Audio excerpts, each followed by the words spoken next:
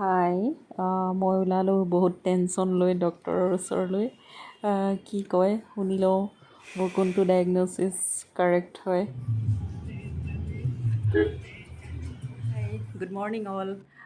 মই ডক্টৰক কনচাল্ট কৰিলোঁ আজি ফিজিকেলি আৰু মোক এক্সৰে কৰিব দিলে তো ৰিপৰ্টটো লৈ আহিছোঁ।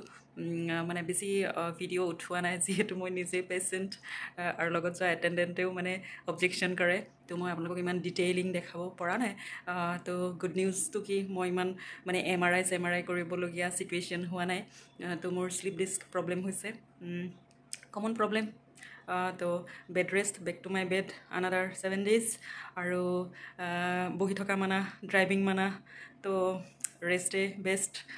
আৰু সকলোকে থেংক ইউ কৈছোঁ যিসকলে মোক ফিজিকেলি ছাপৰ্ট দিলেহি, মেণ্টেলি ছাপৰ্ট দিলে, ফেচবুক হোৱাটছআপত উইচ কৰিলে, সকলোকে মই থেংক ইউ কৈছোঁ। And pray for me, wish me quick recovery, যাতে মই জল্দি back to my normal routine join কৰিব পাৰোঁ। Thank you all.